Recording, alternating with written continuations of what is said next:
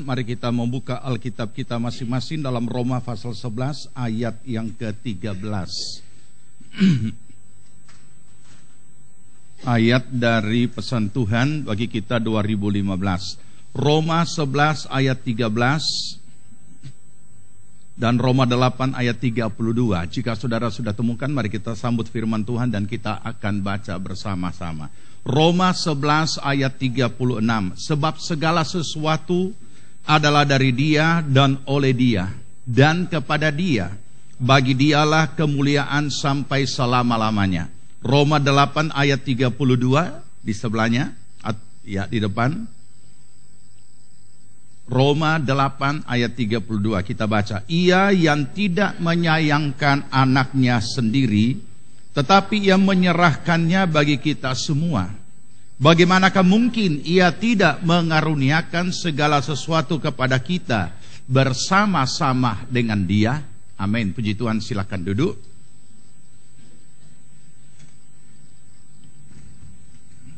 Memasuki minggu pertama dari tahun yang baru 2015, sebagaimana kita ketahui setiap tahun yang baru awal tahun kita akan termotivasi atau dimotivasi oleh tema tahunan itu untuk mempersiapkan segala keberadaan kita melaksanakan apa yang menjadi pesan Tuhan.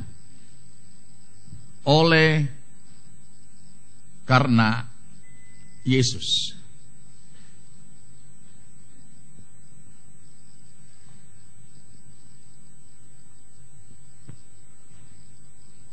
Kita masih belajar dan merenungkan dan memfokuskan perhatian kita terhadap firman Tuhan yang diawali dengan kata segala sesuatu.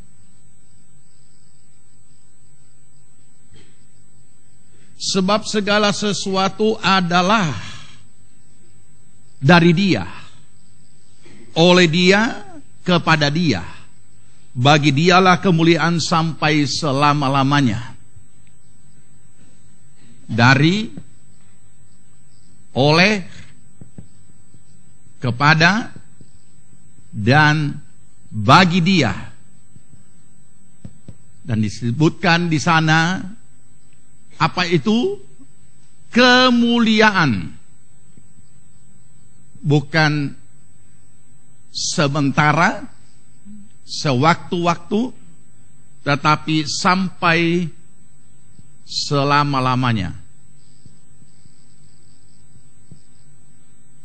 Jadi saudara, kalau kita penggal-penggal seperti ini akan menjadi lebih jelas. Baru kita baca saja, Roh Kudus sudah bisa memberikan suatu pemahaman yang lebih pribadi kepada kita. Tetapi sebelum mendalami lebih lanjut satu persatu secara garis besar sudah diberikan pada kita pada tanggal 1 Januari. Sekarang kita kembali dulu pada segala sesuatu. Mengapa di dalam Roma pasal 8:32 tadi menekankan lagi tentang segala sesuatu? Mari kita baca ulang. Roma 8:32. Ia yang tidak menyayangkan anaknya. Ia di sini adalah Bapa. Bapa di sorga yang tidak menyayangkan anaknya sendiri. Lanjut, baca. Tetapi yang menyerahkannya kepada kita semua. Oke, mari kita lihat di sini. Apa yang Bapa lakukan adalah menyerahkan anaknya, Yesus Kristus. Dikatakan Bapa tidak menyayangkan anaknya, tapi menyerahkannya. Menyerahkan pada siapa?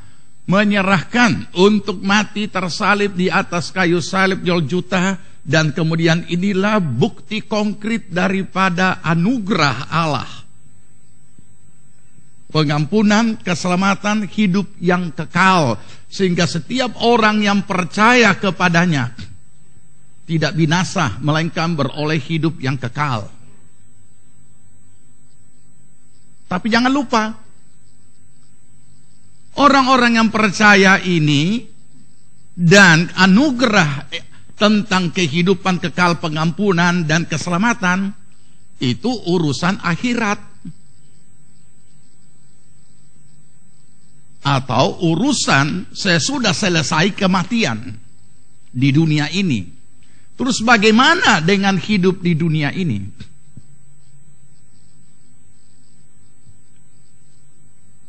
Kenapa, saudara? Sebab kata segala sesuatu ini bukan cuma kata, tapi ini apapun yang namanya segala sesuatu, semua ada bentuknya yang hadir secara real dalam kehidupan nyata. Dan ini bukan hanya berupa realitas-realitas hidup, tetapi juga menyangkut segala sesuatu tentang hidup di dunia ini. Sama contoh, kita sebagai orang percaya sudah selamat, sudah beroleh hidup yang kekal walaupun belum mati. Tapi oleh iman dalam Yesus Kristus kita percaya bahwa siapa yang percaya tidak binasa melainkan beroleh hidup yang kekal. Amin. Amin. Tetapi di dalam hidup kita sehari-hari yang kita jalani, kita jumpai segala sesuatu pertama dalam bentuk realitas hidup dalam berbagai peristiwanya. Yang kedua, kita hidup di dunia ini, kita butuh segala sesuatu yang merupakan kebutuhan hidup. Selain kebutuhan hidup, juga ada banyak keinginan-keinginan dalam hidup kita. Terus bagaimana dengan yang ini? Kalau yang ini kita sudah tahu, itu realitas-realitas hidup dalam berbagai peristiwanya, suka dan duka. Tetapi segala sesuatu ini bukan hanya dalam bentuk peristiwa, juga termasuk segala sesuatu. Kita lihat dari kepala, dari ujung rambut sampai ujung kaki. Apakah kita telanjang? Bagaimana kalau kita telanjang? Sudah tidak bisa, karena sudah bukan Taman Eden. Pertama. Yang kedua, bagaimana kalau kita telanjang? Sudah tidak bisa, karena kita bukan orang-orang primitif. Sekalipun di dunia ini masih ada yang seperti itu, yang tidak lebih, dan boleh kata kalau dengan kata kasar, tidak lebih, mungkin hidupnya tidak seperti hewan, tetapi keberadaannya seperti hewan. Sebab tidak ada hewan yang pakai baju. Ada hewan yang pakai baju? Memang ada orang-orang pencinta binatang tertentu, dia pakaikan baju. Hari Natal juga dia punya anjing kecil, dia taruhkan topi Sinterklas. Ada. Tetapi dia tetap adalah hewan. Nah, saudara, itu sebabnya ada Roma 8. Ayat berapa tadi? 32. Apa yang dia katakan? Coba baca pelan-pelan. Sekali lagi. Ya, ia yang tidak menyayangkan anaknya sendiri, tetapi yang menyerahkannya bagi kita semua. Diserahkan, Yesus ini diserahkan di salib bagi kita semua. Berikut ini intinya. Bagaimanakah mungkin Bapa di sorga tidak mengaruniakan segala sesuatu kepada kita bersama-sama dengan Yesus? Saya akan singkatkan kalimat ini supaya saudara nangkap dengan baik. Berarti kalau saya kalimatkan dengan sederhana, saudara dan saya sudah terima Yesus. Untuk urusan akhirat sudah beres. Karena saudara dan saya diampuni, ditebus oleh darahnya, diselamatkan, beroleh hidup yang kekal, dan pada saat mati masuk surga. Selesai. Bagaimana dengan kehidupan di dunia ini? Juga sama dalam arti kata, kalau sudah terima Yesus, sudah menjadi orang percaya, dikatakan, bagaimana mungkin sedangkan anaknya saja Bapak kasih, apalagi segala sesuatu. Segala sesuatu. Bagaimana mungkin ia tidak mengerjakan segala sesuatu kepada kita bersama-sama dengan Yesus. Artinya, dapat Yesus, dapat semua.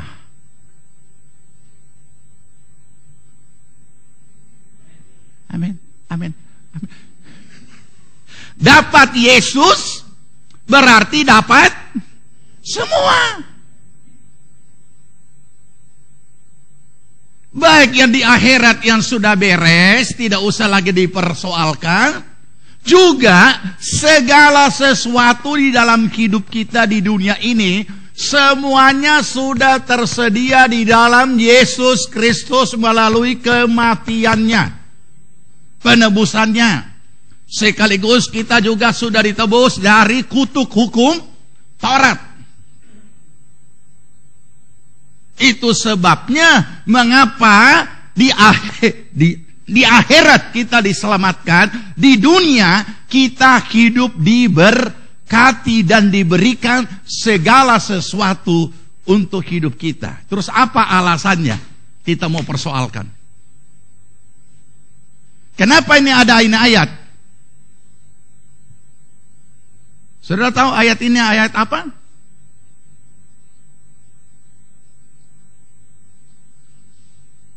Saya tanya, misalnya seseorang di hadapan saya, percaya Yesus? Percaya mati masuk surga?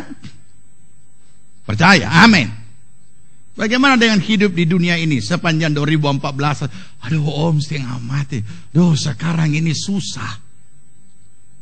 Sekarang ini parah. Nah, orang ini berarti sedang menghadapi suatu realita atau beberapa realita dari segala sesuatu ini yang bentuknya bukan peristiwa-peristiwa yang lain, tetapi bentuknya adalah menyangkut kebutuhan hidup, berat, susah. Nah, orang yang seperti inilah kemudian diyakinkan dengan ayat ini.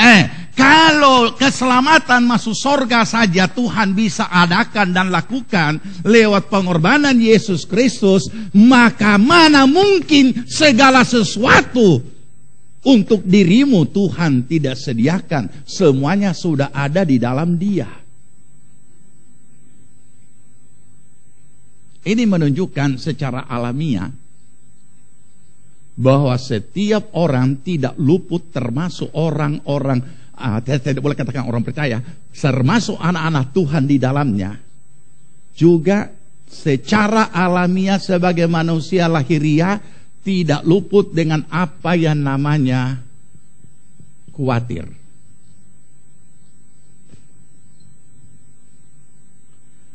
Setiap tahun yang baru, siapapun dia, entah pribadi, entah keluarga, rumah tangga, maupun usaha-usaha dan instansi-instansi, pokoknya semua lapisan hidup diperhadapkan dengan suatu kekhawatiran.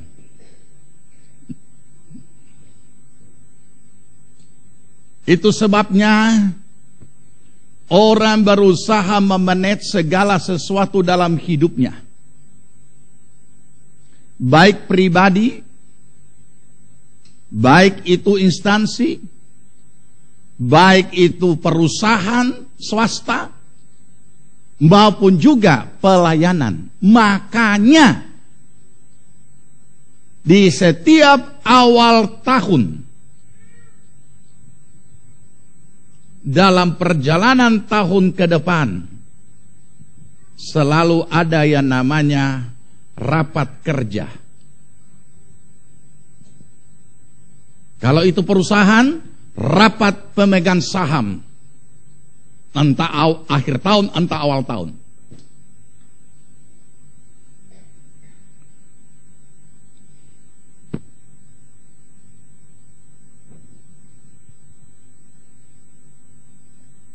Ini. Kenapa?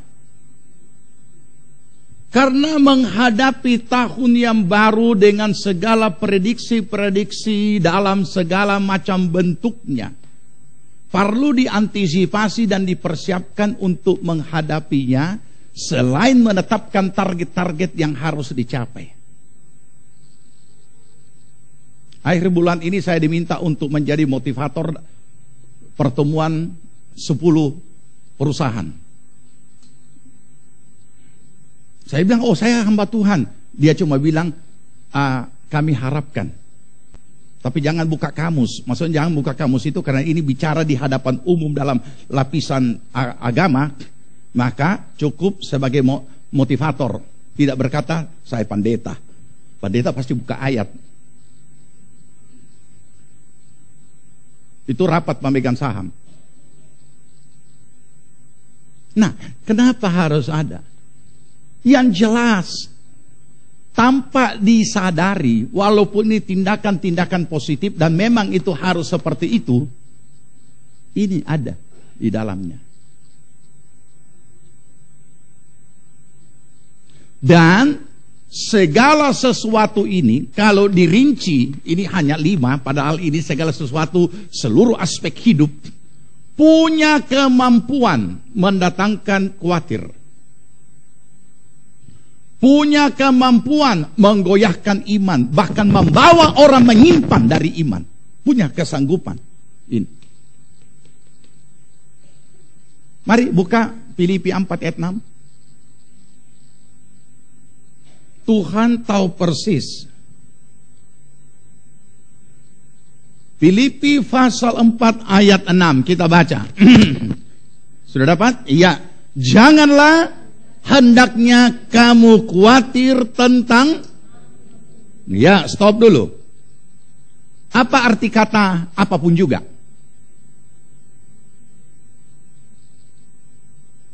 Sekarang saya mau tanya, apa bedanya apapun juga dengan segala sesuatu? Apa bedanya?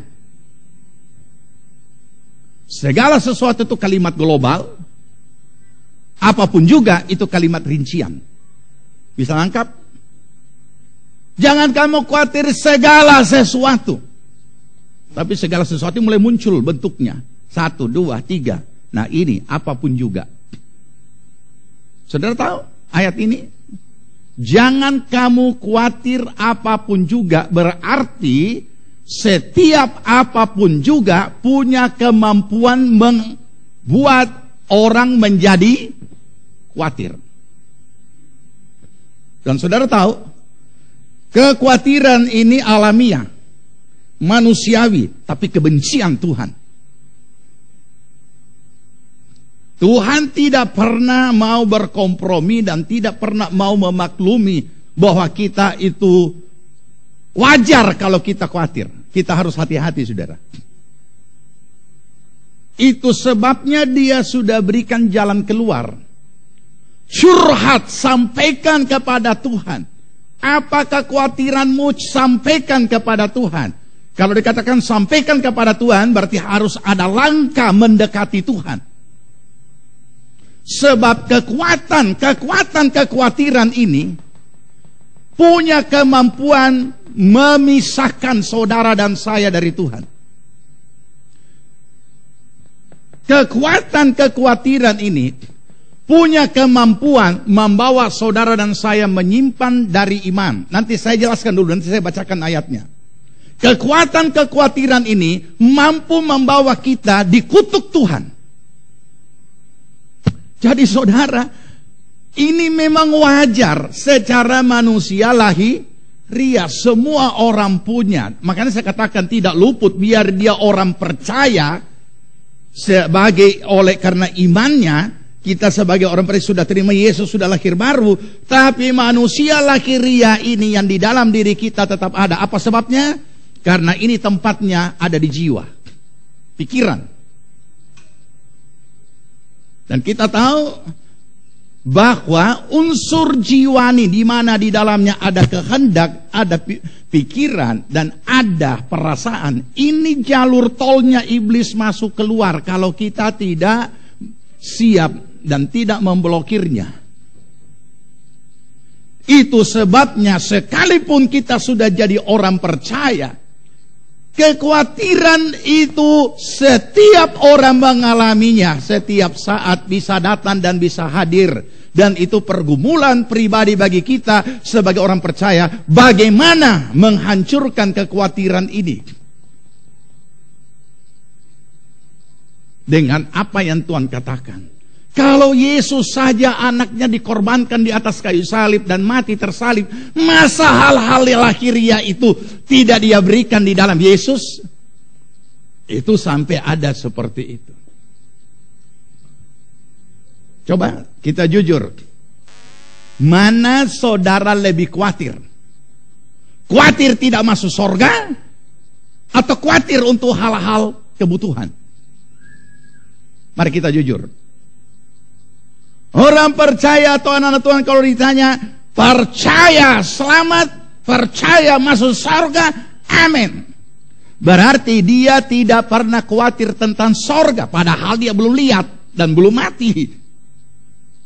Tapi heran, untuk hal-hal lain penuh dengan kekhawatiran. Dia lebih percaya masuk surga daripada apakah Tuhan sanggup pelihara? Apakah Tuhan sanggup mengatakan? Apakah Tuhan sanggup memberkati? Ini kan aneh, saudara. Kita lebih percaya masuk surga kalau mati, padahal belum, daripada menerima segala kegenapan janji Allah dalam kehidupan yang masih kita jalani. Nah, inilah yang menjadi bahaya yang saya katakan bahwa kekhawatiran ini punya kemampuan menggoyahkan iman, membuat kita menyimpan dari iman. Bahkan kekhawatiran ini punya kemampuan menyeret kita hidup di bawah kutukan Allah. Nanti baca ayatnya sebentar. Ini dulu. Makanya Tuhan sudah tahu bahwa secara alamiah ini bisa terjadi, dikata. Itu sebabnya dari awal sudah diantisipasi lewat Rasul Paulus mulai ayat yang di Filipi itu, jemaat yang di Filipi. Janganlah kamu khawatir tentang apapun juga. Kekhawatiran ini mempunyai kemampuan membuat kita menyimpan dari iman, kemudian memindahkan iman percaya kita dari Allah kepada manusia.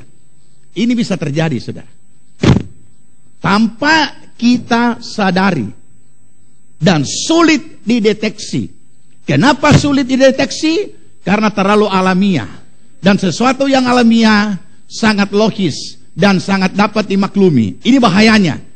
Padahal semua jalur-jalur alamiah adalah pintu tol iblis menjamah kita, kalau kita tidak hati-hati. Saudara, mari kita kembali kepada firman Tuhan. Kita mau tahu apa yang Yesus pernah ajarkan tentang kekhawatiran dari segala sesuatu ini, supaya jangan sampai iman percaya kita yang sudah mulai bertumbuh itu dikalahkan dengan hanya setitik kekhawatiran. Saudara tahu, kekuatan iman yang bagaimanapun kekuatan iman yang bagaimanapun bisa ditembus oleh kekuatan kekhawatiran secara alamiah. Ini bahayanya. Itu sebabnya seringkali kita menemukan orang yang menyala-nyala sampai dia sudah lupa kalau dia masih hidup di dunia. Bersaksi dengan luar biasa. Orang yang sama 1 bulan kemudian kita lihat sudah tumbang. Dia bukan tumbang karena berzina, dia bukan tumbang karena suatu peristiwa penyelewengan dan lain sebagainya, tapi dia tumbang dalam hal kekhawatiran. Mari kita buka Matius pasal 5. Pasal 6. Matius pasal yang ke-6 ayat 25. Matius 6 ayat 25. Apa perikopnya, Brur? hal kekhawatiran.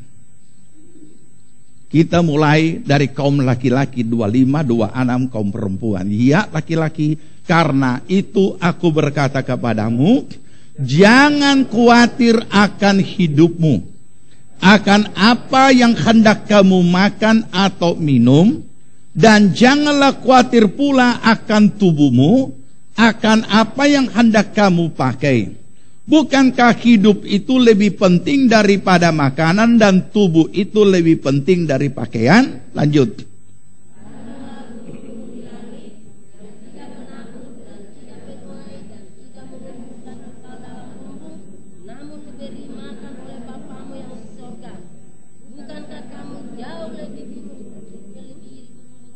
Ya, bukan jauh lebih buruk, kasihan. Ya. Kamu jauh melebihi. Iya, sekarang saya tanya. Siapa, apakah kita bisa menerima ini, bahwa kita lebih gagah dari burung? Burung apa yang paling mahal di dunia?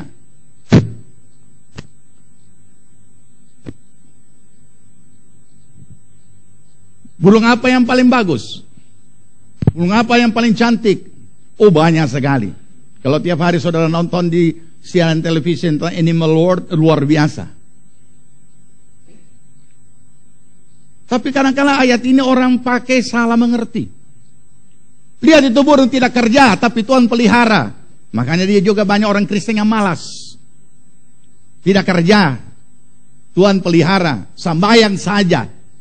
Ya, makanya banyak orang berkata orang yang suka berdoa itu orang malas. Ini memalukan saudara. Padahal berdoa itu pekerjaan mulia. Tapi kenapa dicap orang yang suka berdoa itu orang-orang pemalas?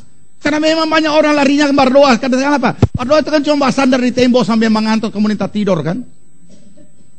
Makanya dicap orang malas. Padahal kalau orang berdoa daripada tak tidur, amin. Jangan berdoa. Mana bisa tak sadar tak tidur begini berdoa? Nanti kalau tak kayak, rupa nyamuk. Makanya banyak nyamuk datang. Dan selalu ciri khas kita gereja Indonesia kalau berdoa, dia mesti cari tempat bersandar. Itu kami tahu pada saat pergi di Korea yang dulu tahun 91. Dibawa ke Bukit Doa. Terus Pak Mandu itu berkata, orang-orang yang bersandar di dinding itu semua rombongan Indonesia. Memang betul. Setiap kali duduk pasti cari tempat bersandar. Dan sedap, apalagi berdoa dari jam-jam. Berapa lama susah duduk, yang bunyi bukan haleluya. Nah, kemudian ayat berikutnya, ya, jadi kita lebih dari burung-burung itu. Nah, 27, kaum laki-laki, siapakah di antara kamu karena kekhawatirannya dapat menambah sehasta saja pada jalan hidupnya? Sehasta itu sampai di sini ya, satu hasta. Nah, sekarang saya mau tanya, tidak ada kan? Walaupun di ICU rumah sakit itu orang beri bantuan oksigen, tetap tidak punya kemampuan untuk menambah umur usia seseorang. Jadi apa yang dikhawatirkan? Ganti kaum perempuan 2, 3. Wah, cilaka ini kalau salah mengerti lagi nih ayat. Ya. Burung bunga bakung tidak bekerja dan tidak memintal, tapi Tuhan pelihara. Mana ayatnya dia bacakan ini ayatnya. Makanya kita tidak kerja. Ya, ayat 9 laki-laki. Namun aku berkata kepadamu, Salomo dalam segala kemegahannya pun tidak berpakaian seindah salah satu dari bunga itu. Berarti ini Salomo biarpun raja yang terkaya di dunia, rupanya dia hidup pola hidup sederhana. Ya, tidak beraksi. Ya, tidak lebih gagah dari itu bunga bakung. Tahu bunga bakung? Tahu bunga bakung?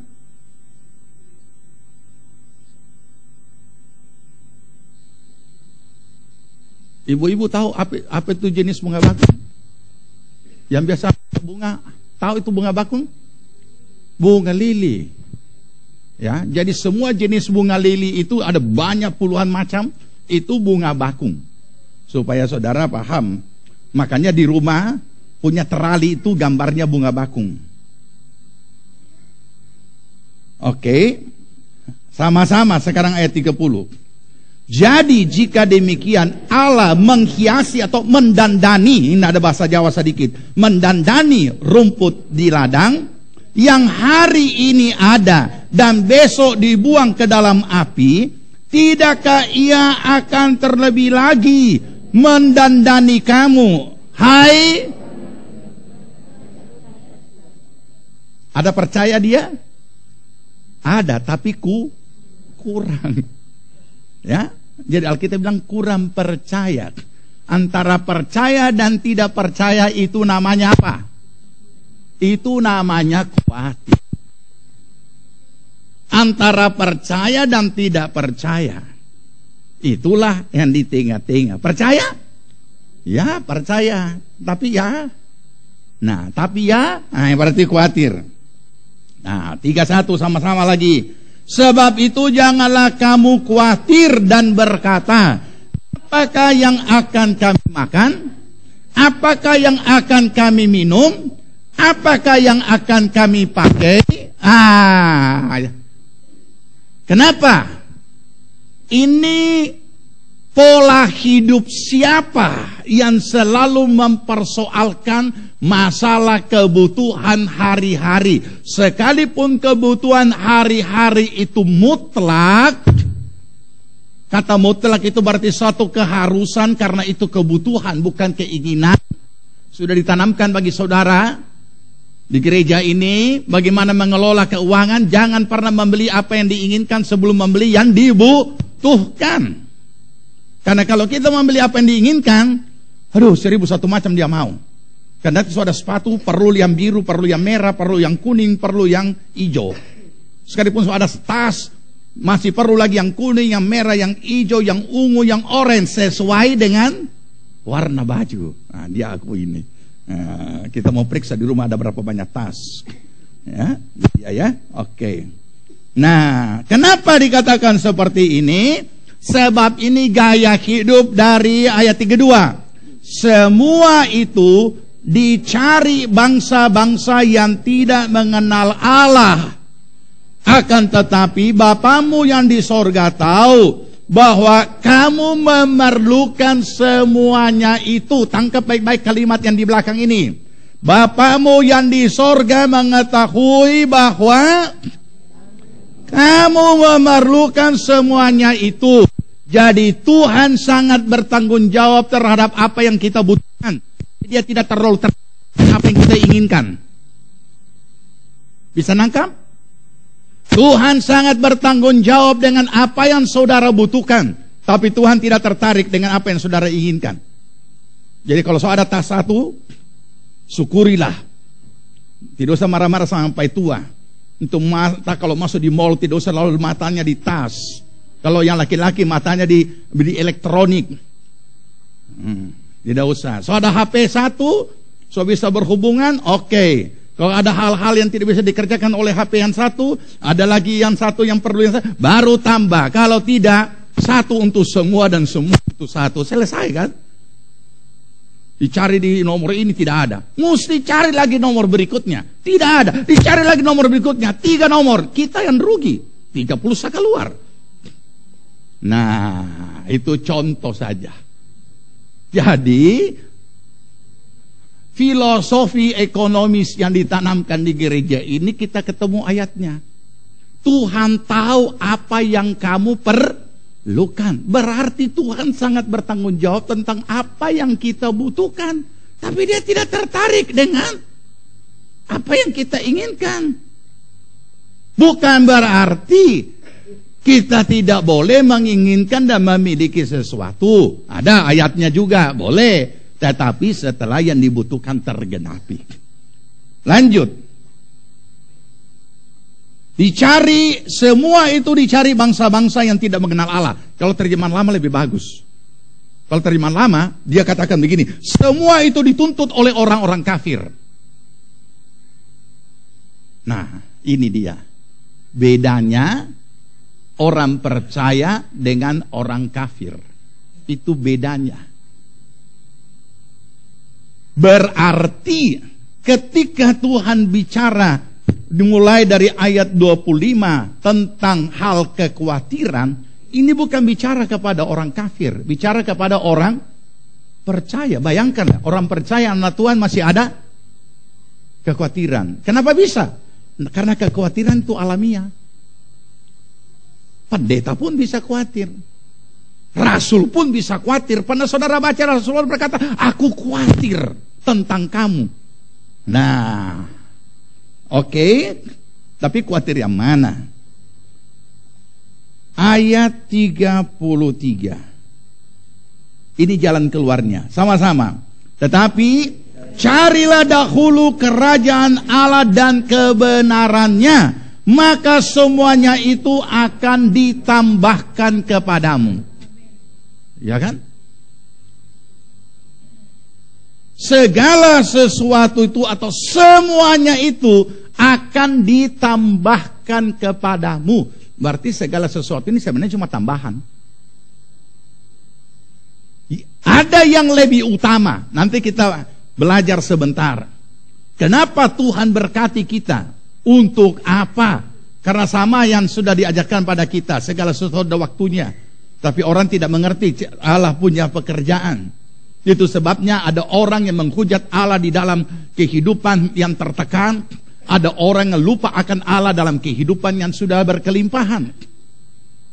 Karena mereka tidak tahu. Ya, jadi inilah suatu pengajaran yang Yesus ajarkan kepada umatnya. Kalau sudah jadi orang percaya, berarti kita percayakan hidup kita kepada Tuhan. Kalau kita sudah miliki Yesus, Roma 8:32, berarti kita sudah dapat semua yang ada di dalam Yesus, karena telah diikat oleh janji yang pakai sumpah. Perjanjian Allah itu diikat dengan sumpah. Padahal Alkitab berkata Allah tidak perlu bersumpah. Mengapa dia bersumpah? Karena kekhawatiranmu. Maka untuk meyakinkan kamu menerima, yang meyakinkan kamu menerima perjanjian itu digenapi, Allah perlu bersumpah.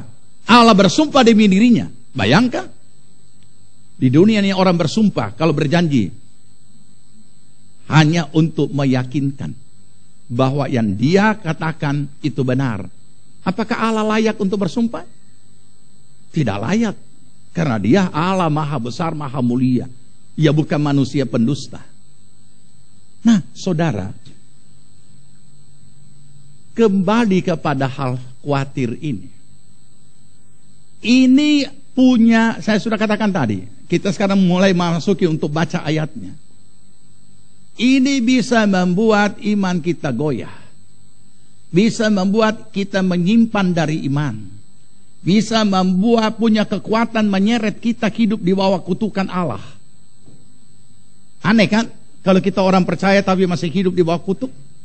Yang lebih aneh lagi, sudah didoakan pelepasan dari kutuk. Tapi ternyata kekhawatirannya yang mendatangkan kutuk bagi dirinya lagi. Ini hati-hati saudara.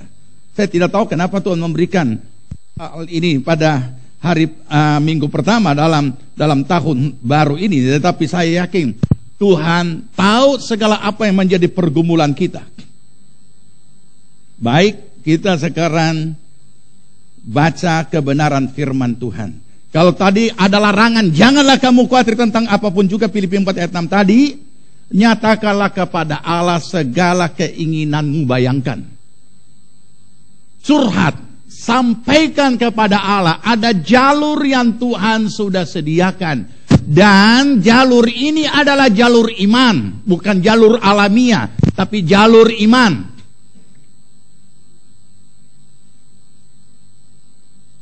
Nyatakanlah kepadanya di dalam doa, permohonan dengan ucapan syukur. Kemudian, apa yang kita lakukan? 1 Petrus 5 ayat 7. 1 Petrus 5 ayat 7. Kita belajar tentang jangan khawatir, bukan berarti juga kita hidup sembrono tanpa perhitungan. Ya, 1 Petrus 5 ayat 7 sudah dapat? Ya, baca 2, 3.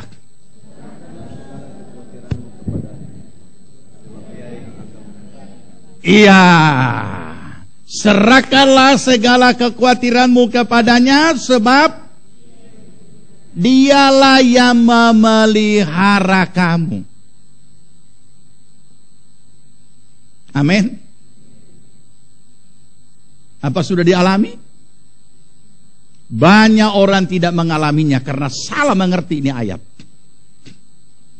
Dan kemudian berdasarkan ayat ini yang kurang didalami, orang mengarang lagu rohani. Serahkanlah, serahkanlah, serahkan pada Yesus. Terus segala yang dan seterusnya. Kemudian apa? Banyak sekali lagu-lagu rohani yang berdasarkan ini ayat. Karena mereka kurang dalami, mereka hanya saling mentah-mentah itu kalimatnya. Serahkanlah kekhawatiranmu kepada Tuhan. Bahasa mimbar juga seringkali membuat orang jadi bingung. Saudara-saudara yang datang dengan segala beban berat, dengan segala kekhawatiran, mari datang kepada Yesus, serahkan di kaki Yesus. Saudara pulang dengan kelegaan. Maju, banyak sekali. Didoakan. Ada yang sudah menjerit-jerit, ada yang sudah giling-giling. Dan sesudah itu dia pulang. Lega. Kekhawatiran sudah lenyap. Padahal, saudara tahu apa yang terjadi? Itu proses jiwani. Kita hamba Tuhan harus bertanggung jawab memberi pemahaman kepada orang percaya yang mana proses jiwani, yang mana proses jamahan Roh Kudus, dan yang mana proses untuk mengimani apa yang dia khawatirkan itu dalam hidupnya untuk mengalami jamahan. Apa itu proses jiwani? Sederhana. Ketika saudara ada beban dan saudara tidak tahu mau cerita kepada siapa, dan ternyata ada teman baik yang suka mendengar, yaitu tetangga. Maka pergilah ibu ini ke tetangga, curhat kepada tetangga dengan air mata berlinang-linang, menyampaikan bagaimana semalam suaminya pukul dia rontok gigi satu.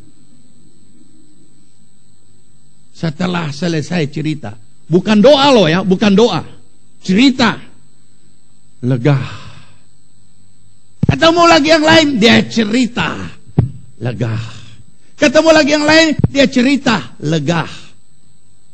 Jadi sedikit demi sedikit tekanan-tekanan hidupnya yang terkumpul di sini karena tidak dilepaskan sudah mulai keluar. Ini perlu kita pahami prosesnya sehingga kita tidak terjebak dan tahu mana penyaluran emosional, mana pekerjaan roh. Hamba-hamba Tuhan seringkali juga mengklaim dirinya Tuhan pakai dengan heran, banyak orang dijamah oleh Tuhan. Padahal kita harus melihat kelanjutannya itu apa. Tidak hanya melihat orang-orang yang datang menangis dengan tersungkur. Itu memang langkah awal. Segala sesuatu langkah awal itu jiwa orang itu disentuh dulu baru bisa masuk di dalam hati. Jadi makanya banyak orang datang kepada Tuhan walaupun sudah dikatakan dalam Filipi 4 ayat 6, jangan kamu khawatir tentang apapun juga, tapi nyatakanlah kepada Allah. Cuma sampai di situ. Dia datang kepada Tuhan, dia curhat kepada Tuhan. Makanya kita lihat ada orang yang berdoa sampai tergiling-giling, ada orang yang histeris. Saya juga pernah saksikan ada orang yang pernah berdoa di bukit doa, dia teriak, wow, blok, jatuh. Ini kalau orang tidak paham bukan main, roh menjamah dia. Padahal bukan. Itu puncak emosionalnya yang meledak kemudian pak, pingsan.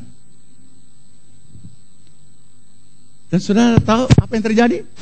Walaupun bahasa mimbar mengatakan serahkanlah kepada Yesus, Dia yang memelihara kamu. Dan jangan bawa pulang kesusahan saudara. Bagi orang yang dia akan berkomentar dalam hati, memangnya saya mau bawa pulang? Tidak ada juga yang mau bawa pulang. Tapi itu saya berdiri selesai menangis dan lega. Sesaat sesudah itu dia datang lagi. Kenapa? Karena realita hidup itu tidak pernah lenyap begitu saja. Mana bunyinya? Ada? Tidak ada. 1, 2, 3. Mana bunyinya? Mana bunyinya? Hah?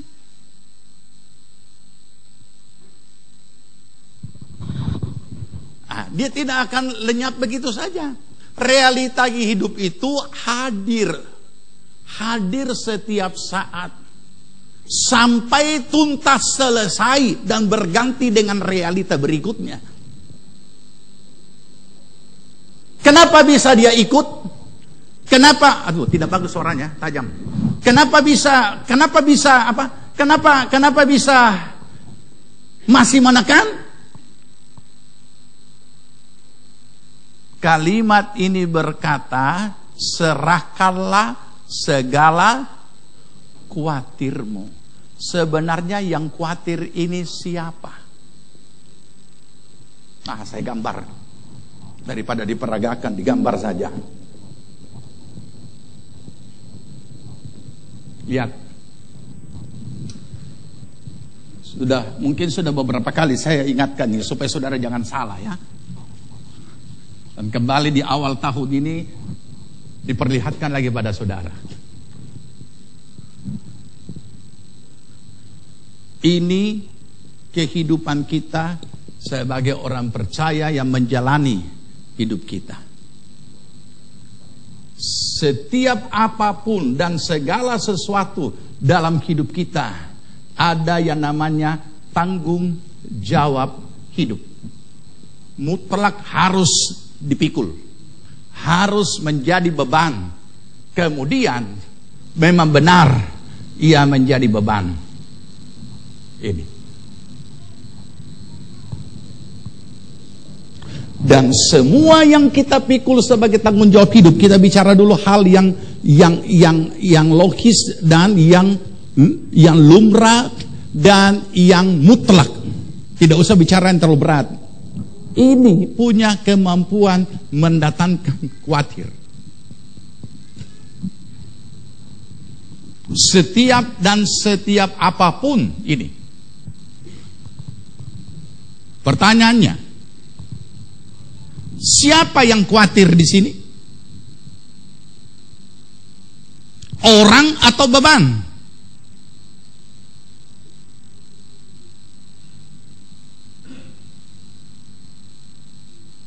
Orang atau beban? Siapa yang khawatir? Siapa yang khawatir? Pinjam ya. Terlalu kecil ini. Siapa punya tas yang besar-besar? Kemain. Banyak berkat ini. Karena tas besar. Ini beban. Bicara yang positif ya. Kenapa ada beban?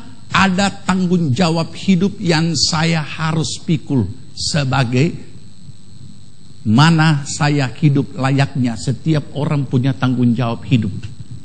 Di dalamnya juga ada kebutuhan dengan segala masalah. Dan punya kemampuan mendatangkan kekhawatiran. Ini makin besar khawatirnya, makin. Siapa yang khawatir? Ini atau ini? Ini atau ini? Orang toh. Orang. Tetapi bahasa mimbar mengatakan dan bahasa rohani, nyanyian rohani mengatakan, serahkanlah khawatirmu. Ini tidak pernah khawatir, bahkan ini yang mendatangkan khawatir. Ia tidak pernah khawatir. Tetapi yang kita lakukan apa? Serahkan khawatirmu. Jadi artinya ini yang kita serahkan. Ini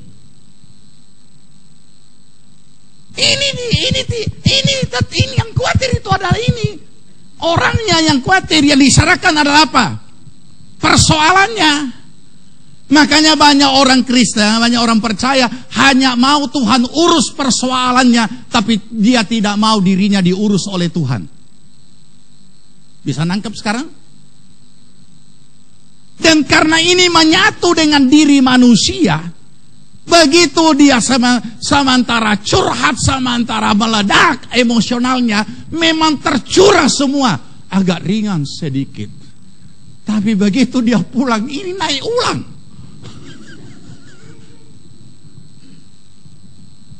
Inilah yang keliru. Terima kasih. Kamu main barat. ini. Memang kalimat itu mengatakan serahkanlah khawatirmu. Dia tidak menulis serahkanlah khawatir itu. Tidak.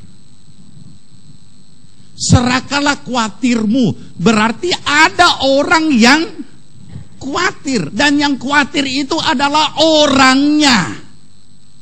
Jadi seharusnya apa? Kita serahkan diri kita yang sedang khawatir ini. Bukan kita lepas persoalan, Tuhan urus. Jangan urus saya. Jangan, itu saja yang diurus Tuhan. Supaya beres. Saya jangan diutak-utik. Saya jangan dituntut macam-macam. Harus ini, harus ini, harus ini. Jangan, itu bereskan. Ini bahasa mimbar yang konyol. Yang membuat banyak anak Tuhan sesat. Bukan cuma sesat, jadi kecewa dengan Tuhan. Kenapa? Karena Tuhan tidak pernah pusing dengan segala urusan. Tuhan pusing dengan kita. Kenapa Tuhan sembuhkan saudara pada waktu sakit? Bukan karena bukan karena tertarik dengan penyakitmu. Karena dia mencintai saudara, sehingga dia menyembuhkan saudara. Kenapa Tuhan memberkati saudara dengan berkat materi? Karena dia mencintai saudara. Kenapa Tuhan menolong saudara dalam masalah? Bukan karena masalah itu, tapi karena saudara adalah anaknya yang dikasihi. Oleh karena itulah Yesus tersalib di Golgota. Kenapa? Kenapa dia lakukan itu? Oleh karena ia mengasihi kita dan tidak menginginkan seorang pun binasa. Ia benci dosa, tapi mengasihi orang berdosa. Jadi perlu kita pilih-pilih. Supaya setiap kali kita datang kepada Tuhan, Tuhan, ini diriku. Apa yang Engkau kehendaki dengan peristiwa ini? Bukan kita sembunyi di balik persoalan dan kita suruh Tuhan selesaikan, sementara kita tidak mau diurus oleh Tuhan, padahal kita hidup tidak benar di hadapan Allah.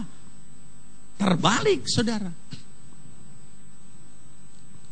Nah, oleh karena itulah dikatakan, karena ialah yang memelihara kamu.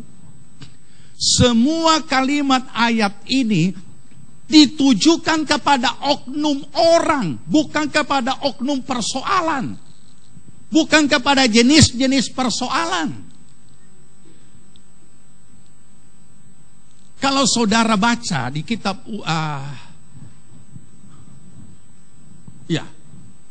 Ulangan, misalnya, atau Yosua kalau tidak salah, saya cuma ingatkan seperti ini. Lama sesudah Musa mati, maka bukan Musa, sebelum Musa dipanggil untuk sebelum Musa menerima panggilan Tuhan menyelamatkan orang, membawa orang Israel keluar dari Mesir, orang Israel ini berteriak-teriak kepada Tuhan karena perbudakan sekian ratus tahun lamanya.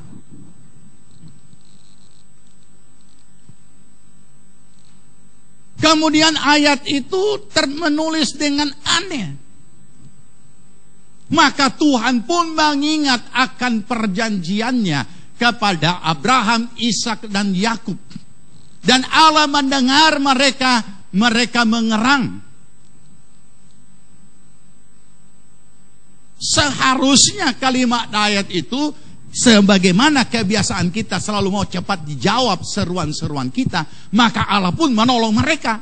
Ini tidak.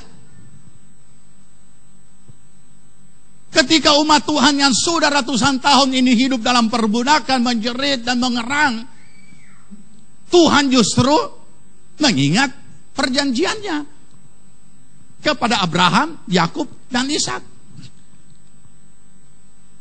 Ada apa? Nah, saudara, itu sebabnya perlu kita memahami akan hal ini, supaya kita dapat mengerti bahwa Tuhan tergerak hatinya menolong kita bukan karena itu persoalan, bukan. Karena saudara adalah pribadi yang dikasihi Tuhan itu. Masih ingat? Sekarang saya ingatkan kembali.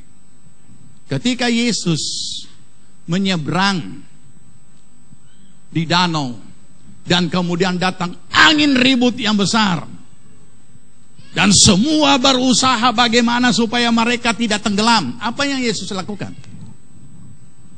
Yesus tidur. Kenapa Yesus tidak bangun menolong mereka? Apakah Yesus tidak kena tampias air? Apakah Yesus tidak mendengar kegaduhan? Yesus dengar, tapi Yesus tetap tidur. Kapan Yesus bangun?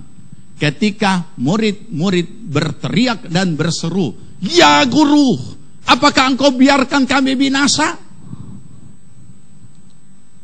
Kalimat berikut ini akan mengecewakan saudara. Tuhan tidak pernah tertarik dengan persoalan saudara, tapi Tuhan tertarik dengan seruan saudara.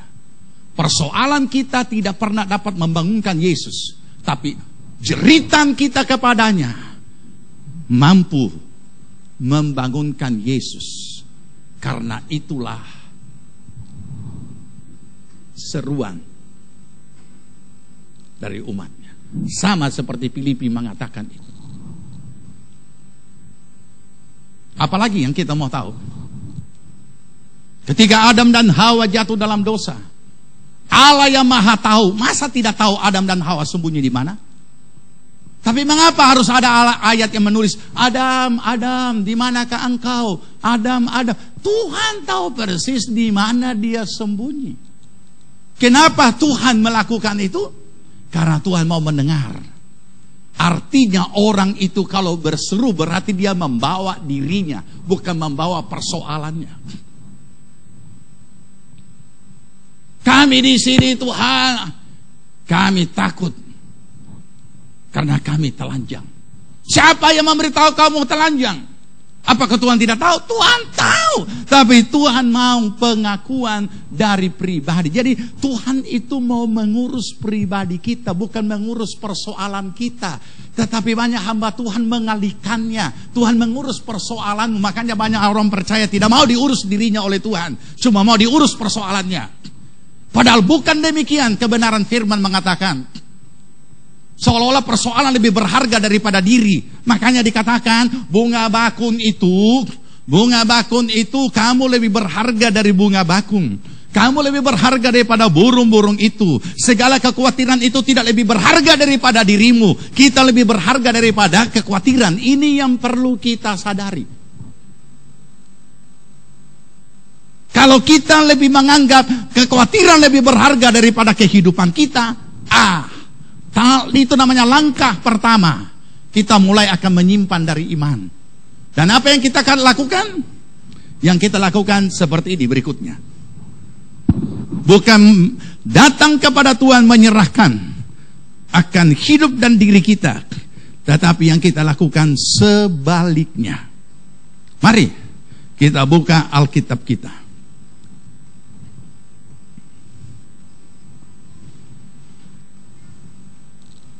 Yeremia 17.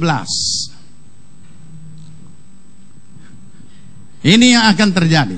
Tapi banyak orang tidak menyadarinya. Kenapa? Karena alamiah. Kekhawatiran itu juga alamiah. Yeremia 17.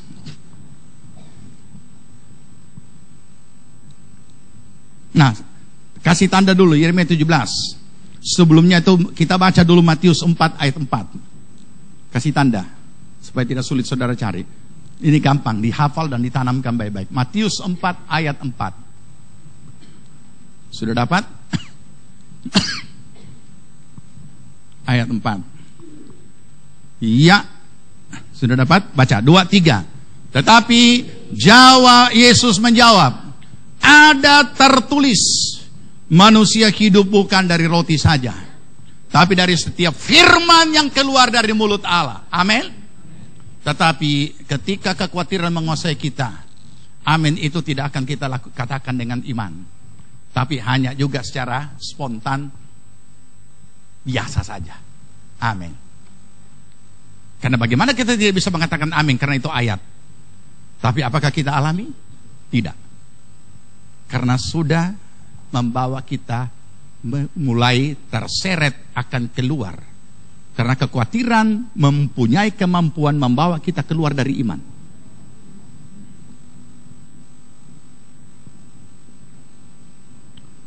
Apa pencobaan pertama ketika Yesus dicobai? Apa? Jadikanlah batu ini jadi roti. Itu bentuk konkretnya. Tetapi sesungguhnya isinya adalah tentang kekhawatiran. Kekhawatiran kehidupan hidup di dunia ini dengan segala kebutuhannya. Makanya dikatakan ketika iblis berkata, jadikanlah batu ini menjadi roti. Ketika iblis berkata seperti ini, Yesus dalam kondisi apa?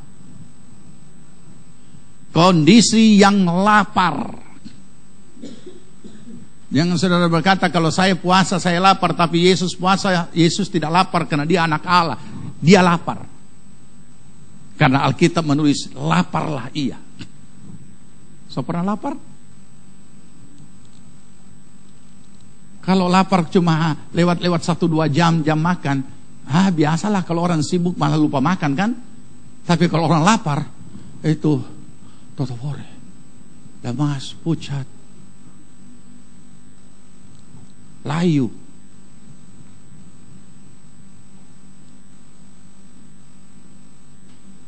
Iblis tahu persis apa titik lemah yang ada di dalam hidup kita secara manusia lahiriah. Di mana titik lemah, itu yang dia gosok. Di mana titik lemah, itu yang dia serang. Dan salah satu titik lemah yang ada pada semua orang tanpa terkecuali adalah khawatir. Itu sebabnya jadikanlah batu ini menjadi roti. Bayangkan kalau lemah, banyak orang berkata, sadap ini bukan sadap. So ini tuh rumah makan yang paling jelek di kota ini. Tapi karena ngana lapar sayang, jadi memang ngana bilang sadap. Ya kan? Kalau tahun baru begini kan kanyang. Jadi semua tidak sadap. Habis ini. Tapi coba kalau so lewat, so tidak ada yang terbang, so tidak ada yang melata, so tidak ada yang semua so kering. Super mie pun. Siapa yang tak biasa dengan super mie di rumah? Selalu tapi coba kalau ada super mie di Bukit Doa. Cepat. Cepat bersih. Kenapa? Kondisinya menunjang untuk biar cuma super mie dengan rica biji 2-3 biji gigit di ujung-ujung, naik DP Pak sampai di sini dia punya pedis. Ya memang. Apa kata Yesus? Dalam kondisi seperti itu sangat dapat dimaklumi dan sangat lumrah kalau dengan kuasanya dia merubah batu jadi roti dan tidak ada kesulitan baginya. Tapi dia tidak melakukan. Bahkan dia berkata, ada tertulis manusia hidup bukan hanya dari roti saja, tapi dari firman Allah. Benarlah itu pujian yang mengatakan apa? Hidupku hanya ditentukan oleh perkataanmu. Ada kan? Bagaimana lagunya? Ku yakin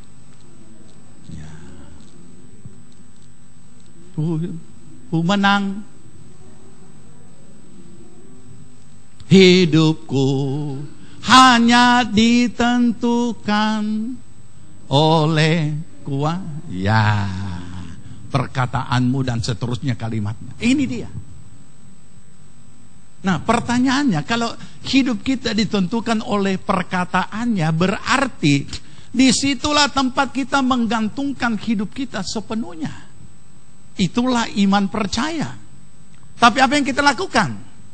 Tanpa, ini hati-hati loh, saya harus ulangi, tanpa kita sadari. Kenapa kita tidak sadari padahal kita lakukan sesadar-sadarnya? Ini bahaya. Kenapa kita tidak sadari sedangkan kita lakukan sesadar-sadarnya? Karena jalurnya alamiah. Tetapi ini yang bisa terjadi.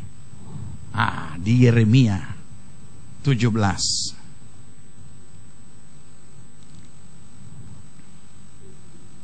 Ayat 5. Kita baca bergantian. Kaum wanita sekarang duluan. Ayat 5. 2, 3.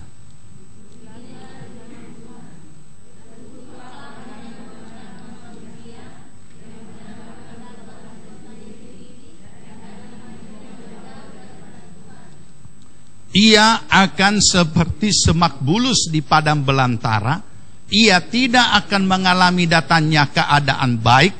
Ia akan tinggal di tanah angus di padang gurun, di negeri padan asing yang tidak berpenduduk. Stop dulu, sebentar ya. Ini dulu. Ini tidak disadari, tapi dilakukan dengan sesadar-sadarnya. Ini bahayanya, saudara. Dan tanpa kita sadari, kekhawatiran ini membuat hati kita menjauh dari Tuhan. Ini ada. Hatinya menjauh daripada Tuhan.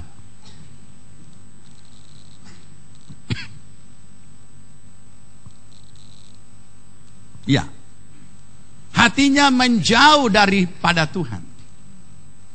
Kenapa? Inilah kekuatan-kekhawatiran. Kita tidak bisa anggap remeh. Banyak orang-orang ekstrim dengan iman tidak dapat mengakui dirinya bahwa dia adalah manusia lahiriah, seolah-olah dia manusia ilahi. Walaupun secara iman firman Tuhan menghendaki kita menjadi manusia ilahi. Tapi jangan lupa, sekalipun manusia ilahi, tetap di dalamnya ada manusia lahiriah. Itu sebabnya kenapa Tuhan memberikan Roh Kudusnya sebagai penolong untuk menolong manusia lahiriah ini hidup dalam manusia ilahi. Apakah orang ini sadar? Dia tidak sadar. Tapi dia lakukan sesadar-sadarnya. Ini memang kalimat ini memang sulit diuraikan, tetapi kalau kita renungkan apa yang pernah kita alami, inilah yang terjadi. Dengan sangat pasti, tanpa kita tahu, hati kita mulai bukan kepada Tuhan. Siapa yang membuat kita begini? Kekhawatiran. Kenapa kekhawatiran membuat kita begini? Karena bukan kita tidak mau diri kita Tuhan urus. Kita cuma mau Tuhan urus ini masalah. Urus ini masalah. Supaya aku tidak khawatir. Salah. Uruslah saya Tuhan. Dan ampunilah saya. Karena saya khawatir. Saya kurang percaya. Bahkan mungkin perlu berdoa. Seperti murid-murid, tambahkanlah iman percaya kami. Atau teguhkanlah iman percaya kami. Memasuki 2015. Kita harus siap dengan segala sesuatunya. Sekarang ayat yang ke-6, kaum laki-laki. Sudah, ayat 7, kaum perempuan. 2, 3.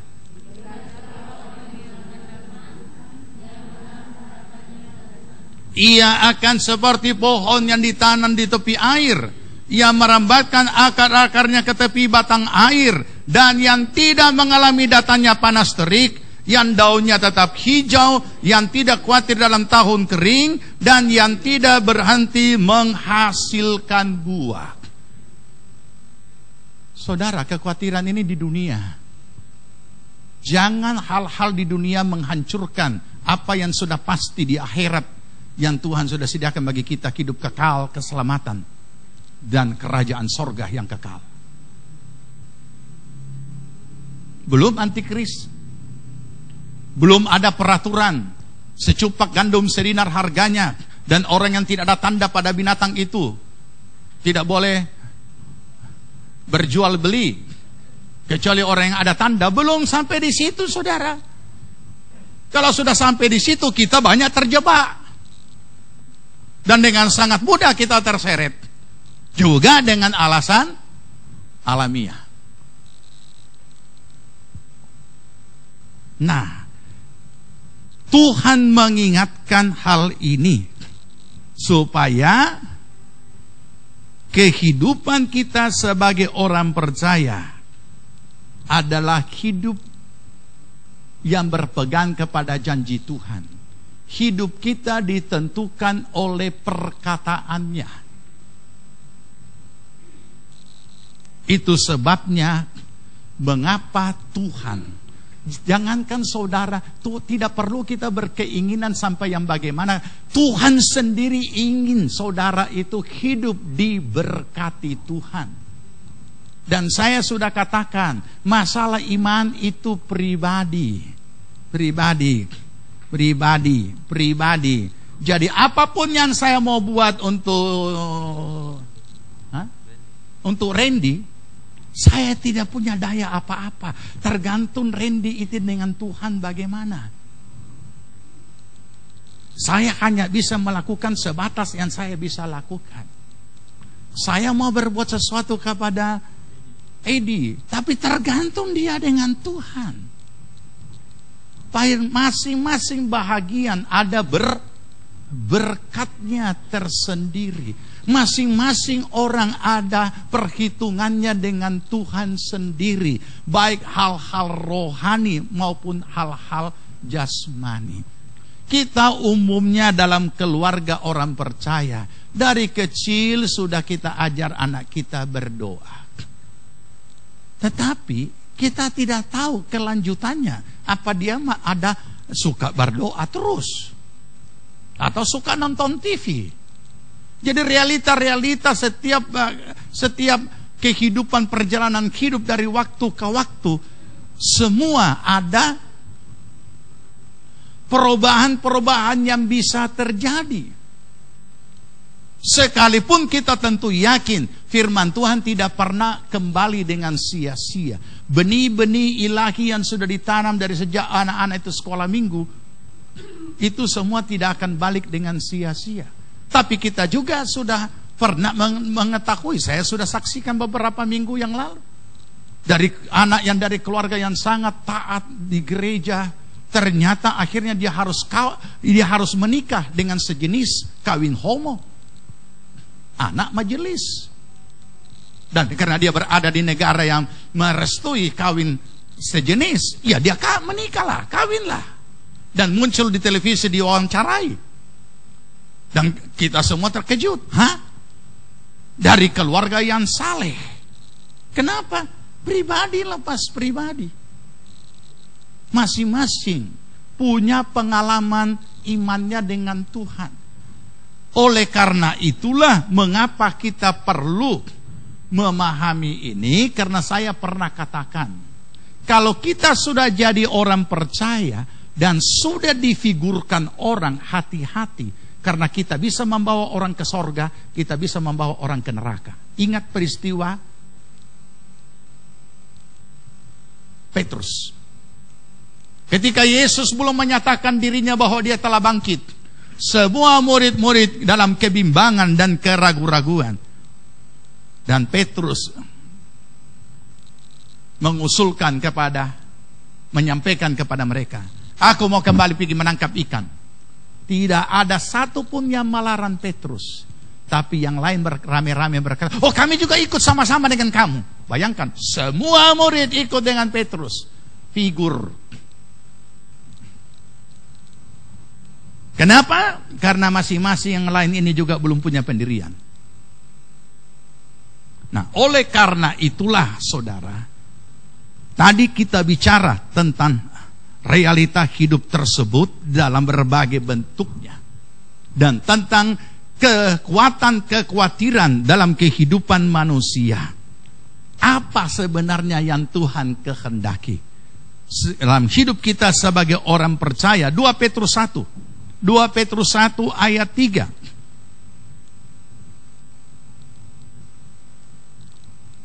Supaya kita juga memahami, kalau kita sudah jadi orang percaya dan Tuhan sudah memberikan segala sesuatu, itu tujuannya untuk apa? Tujuannya Tuhan memberkati itu untuk apa? 2 Petrus 1 ayat 3 dan ayat 4. Ayat 3, kaum laki-laki duluan.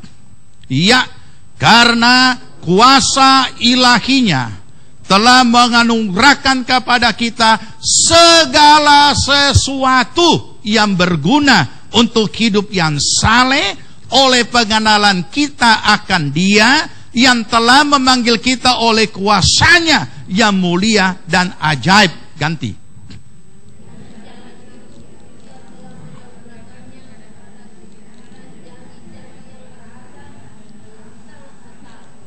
Oh, ini rupa tawon. Ulang. 2, 3.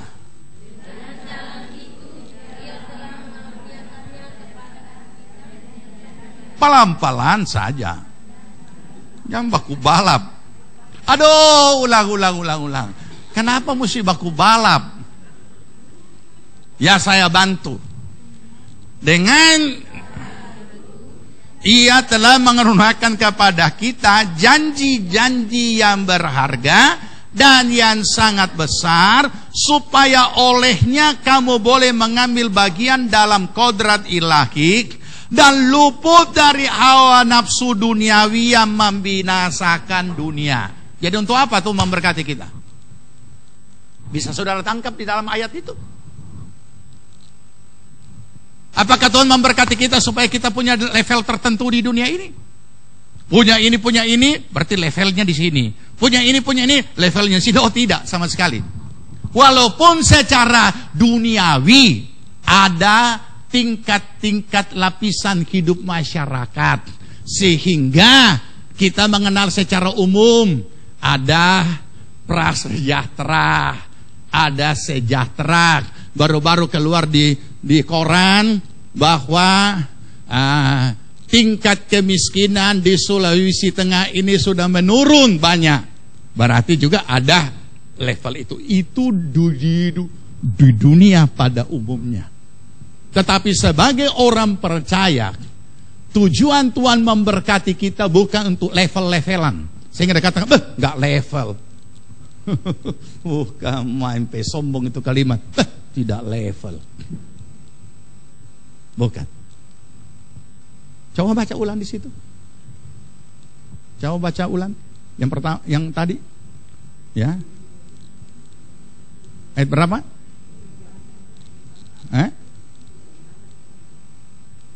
Iya, 2, 3. Oh, tunggu, sebelumnya. Ayat 3, yang dibaca laki-laki. 2, 3.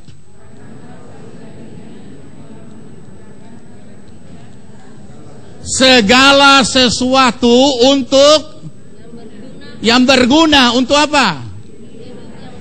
Untuk hidup yang saleh. Tuhan memberkati materi finansial jasmani saudara untuk tujuan hidup saleh. Apa itu saleh? Bukan pisang saleh, soleh. Apa itu? Hidup kudus. Tuhan memberkati kita jasmani, finansial, dan segala macam bentuk materi dan segala macam fasilitas untuk tujuan peningkatan kehidupan rohani dan iman kita. Hanya itu, tidak ada urusan lain. Jadi kalau dulu jalan kaki, sekarang naik sepeda motor, berarti harusnya lebih lancar urusan rohaninya. Kalau dulu sepeda motor masih kena angin, masih kena hujan basah, kena matahari panas, sekarang diberikan berkat roda 4. Hujan tidak kehujanan, panas tidak kepanasan, malah di dalam lebih sejuk daripada di dalam kamar karena ada AC di mobil. Berarti seharusnya urusan rohani, urusan pelayanan jauh lebih lancar. Itu tujuannya Tuhan memberkati kita. Tujuannya Tuhan memberkati kita dengan segala materi, bukan supaya di sini ada berlian dan kemudian pura-pura bakori talingan supaya dapat lihat itu berlian. Bukan. Atau arloji 900 juta. Bukan. Bro? Kalau Tuhan berkati, pasti Tuhan berkati, karena itu janji Tuhan. Anak-anak Tuhan diberkati dengan apa? Katakan tadi, janji-janji yang berharga, bukan janji yang tidak berharga. Tapi tujuannya Angki supaya lebih lancar. Kok tidak ada amin? Waduh, lama lagi mulai. Kuat-kuat. Itu. Ini pengusaha-pengusaha muda semua ini. Tujuannya itu untuk hidup saleh. Dulu belum ada apa-apa, bukan main. Setelah ada apa-apa, dulu jalan kaki tidak pernah lewat gereja. Kenapa? Baru sampai di gereja so capek. Setelah naik mobil, naik motor, tak lewat itu gereja. Karena tinggal duduk, gas, tak lewat. Jadi jangan kita lupa. Kehidupan nikmat materi finansial, kemudian hidup terhormat, itu berapa lama sih di dunia?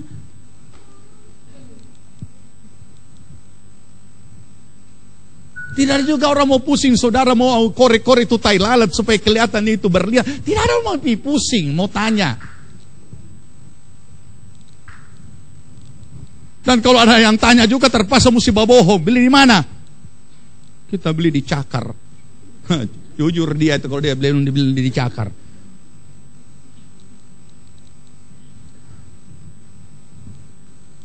Tapi memang hal-hal duniawi itu luar biasa. Saudara, baru-baru diberi kesempatan untuk ikut wisata. Oke, kami ikut. Dan saudara tahu kan, Korea itu adalah negara yang sangat nasionalisnya luar biasa. Tidak ada kendaraan merek lain selain buatan Korea. Selama 8 hari 1 minggu di sana cuma satu Honda CR-V kami lihat, dan tidak ada yang lain. Mulai dari kendaraan paling kecil sampai kendaraan yang paling berat, alat berat, semua buatan Korea. Itu negara yang rakyatnya sangat cinta negeri. Makanya ketika negara itu hampir bangkrut, semua rakyatnya menyumbang emas untuk negaranya.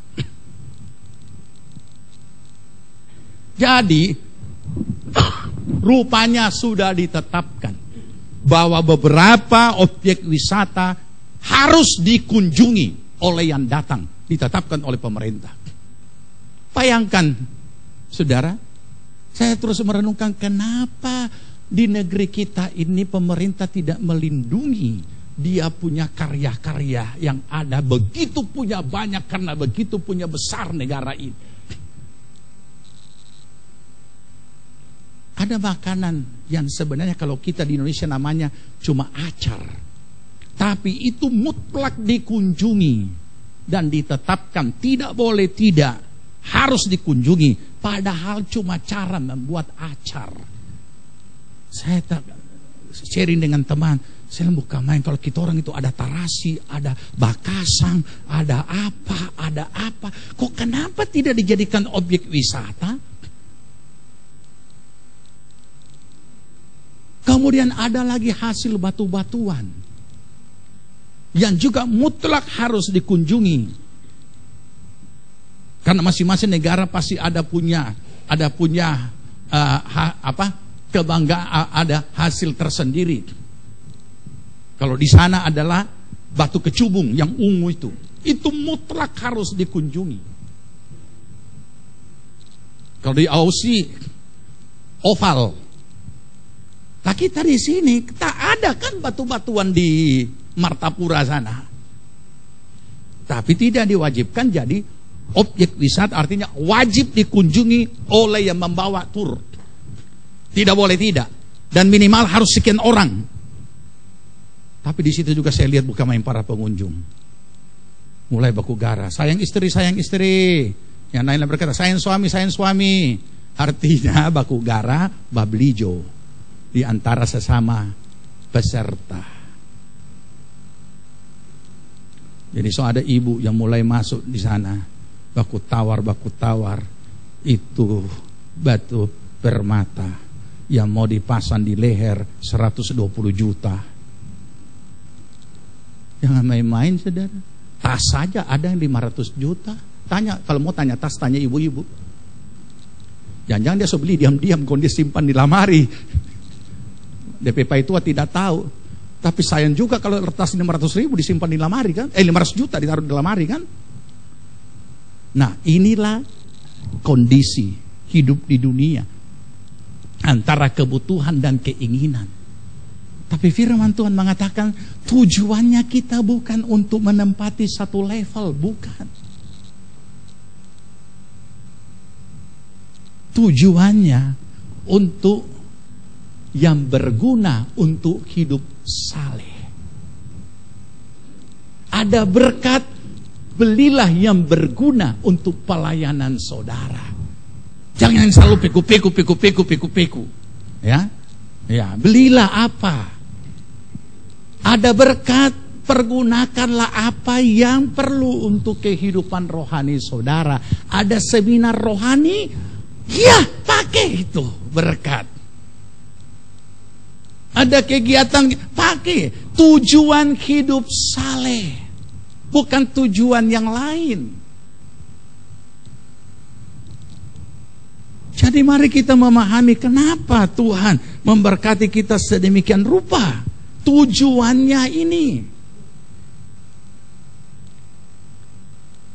Sebab kalau kita tidak melakukan itu, kekuatan roh duniawi ini sangat kuat. Akhirnya kita bukan pakai untuk membawa kehidupan rohani kita menjadi lebih berguna. Kita terjebak dengan hidup hedonisme. Ini bahaya, saudara. Bahaya. Dan itu sudah banyak muncul di kalangan gereja-gereja Tuhan. Baik, kita akhiri dengan satu ayat. Kalau kita sudah diberkati Tuhan, dan kita sudah tahu banyak firman Allah, kehidupan rohani untuk tujuan hidup rohani kita. Nah, apa? Berarti kita sudah diberkati Tuhan.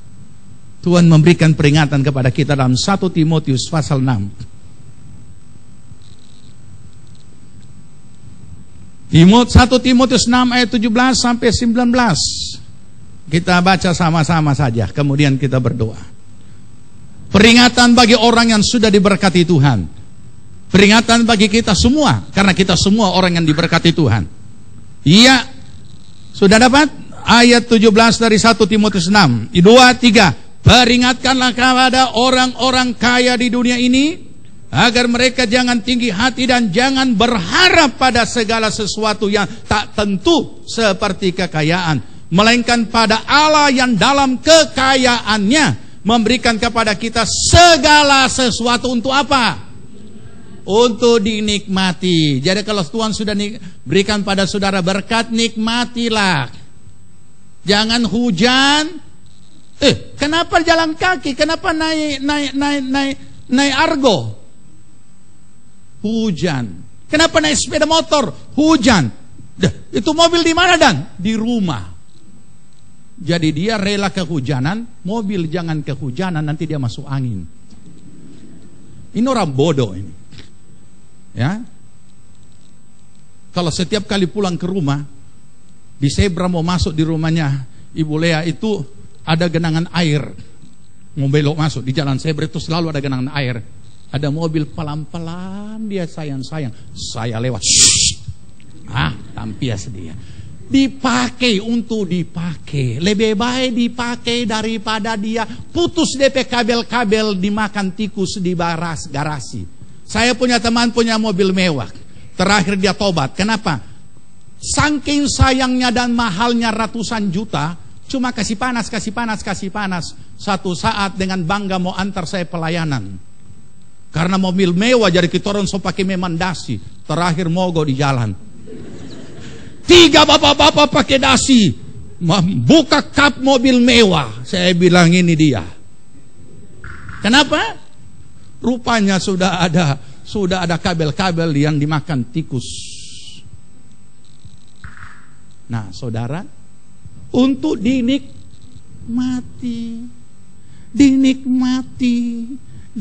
Mobil tidak pernah sakit. Biar saja dia basah, bapece, nanti tinggal cuci. pakai meman di dunia, karena di sorga so tidak ada mobil. Jadi pakai meman di dunia sampai hancur, di sorga so tidak naik mobil kita. Ya, ya. Kemudian apa? Peringatkanlah agar mereka itu berbuat baik. 18. Menjadi kaya dalam kebajikan, suka memberi dan membagi, dan dengan demikian mengumpulkan suatu harta sebagai dasar yang baik bagi dirinya di waktu yang akan datang untuk mencapai hidup yang sebenarnya. Nah, kita terus. Ya, siapa suruh karena diberkati? Ini ayat kan mengatakan begini, tugasnya orang yang diberkati itu untuk berbagi. Jadi kalau Cilian ini diberkati, oh kita datang terus gereja perlu ini, gereja perlu ini, gereja perlu ini, gereja perlu ini. Siapa suruh diberkati? Ya kan? Ini kan ada ayatnya. Jadi tugasnya orang yang diberkati itu berbagi. Karena karena tidak berbagi, jadi orang datang minta. Acoy? Bagi memang, jangan om datang minta. Untung punya gembala yang tidak tukang minta. Kalau punya gembala yang tukang minta, habis semua ini domba-domba dicukur. Tapi walaupun ada ayat yang menunjang bahwa boleh juga bercukur, ada ayatnya, tapi nanti.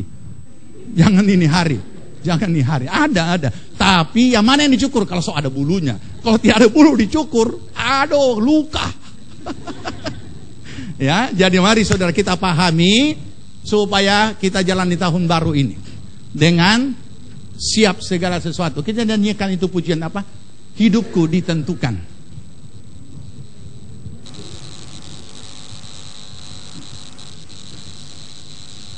Haleluya.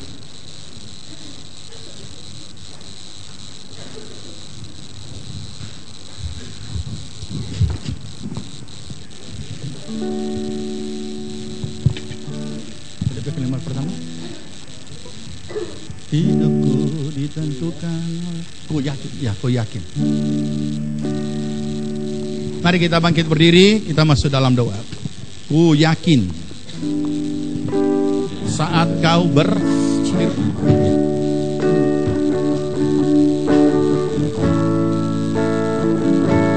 Ku yakin saat kau berfirman. Amin. Ku menang saat kau bertindak. Hidupku hanya ditentukan oleh perkataanmu. Amin Tuhan. Ku aman karena kau menjaga. Ku kuat karena kau menopang. Hidupku hanya ditentukan oleh kuasa-Mu. Bagi Tuhan tak ada yang mustahil. Amin. Bagi Tuhan tak ada yang tak mungkin. Mujizatnya disediakan bagimu. Ku diangkat dan dipulihkannya. Bagi Tuhan, bagi Tuhan tak ada yang mustahil. Bagi Tuhan tak ada yang tak mungkin. Mujizatnya disediakan bagiku. Ku diangkat dan dipulihkannya. ku diangkat dan dipulihkannya. Ku diangkat dan dipulihkannya.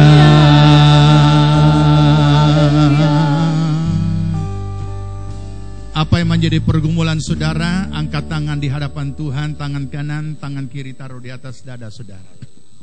Bapa di sorga, Kami angkat tangan-tangan kami sebagai tanda kami yakin dan percaya segala perjanjian-Mu adalah ya dan amin.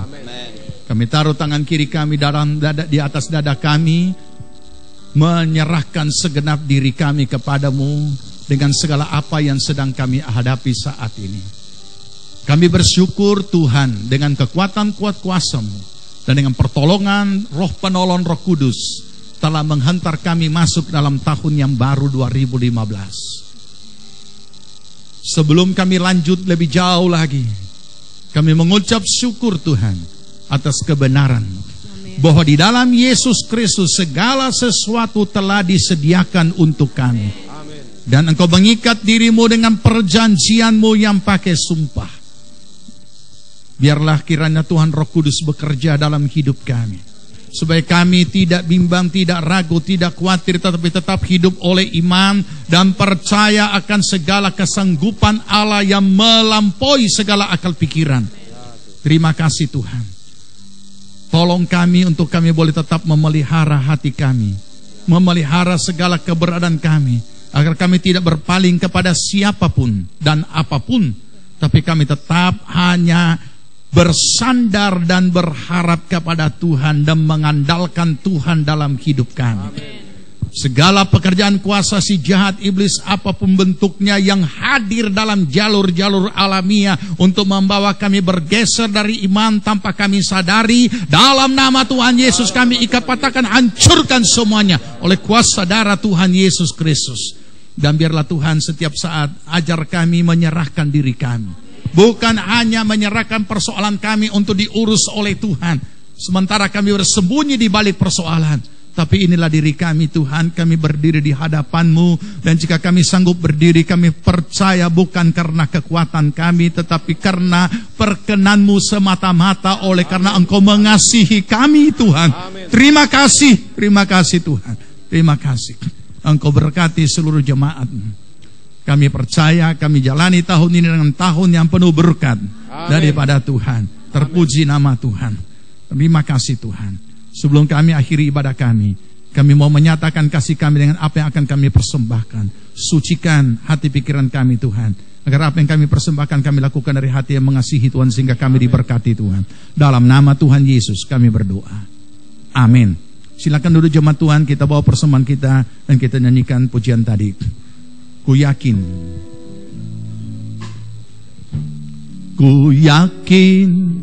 saat Kau berfirman, ku menang saat Kau bertindak. Hidupku hanya ditentukan oleh perkataan-Mu. Amin. Ku aman karena Kau menjaga. Ku kuat karena Kau menopang. Hidupku hanya ditentukan oleh kuasa-Mu. Mari bangkit berdiri kita. Bagi Tuhan tak ada yang mustahil. Bagi Tuhan tak ada yang tak mungkin. Mujizatnya disediakan bagiku. Ku diangkat dan dipulihkannya. Ku diangkat dan dipulihkannya. Ku diangkat dan dipulihkannya. Amin. Haleluya Yesus Tuhan. Jemaat yang dikasihi Tuhan, terimalah berkat damai sejahtera dari Tuhan Yesus Kristus. Kecintaan Allah Bapa dan dalam persekutuan Roh-Nya yang kudus adalah kiranya tinggal menyertai kita sekalian. Dibuatnya kita hidup bijaksana, sehingga berhasillah segala apa yang kita kerjakan sampai berkelimpahan, dari sekarang sampai Tuhan Yesus datang kembali. Amin. Puji Tuhan, kita bersatu teduh sebelum pulang. Tuhan Yesus memberkati.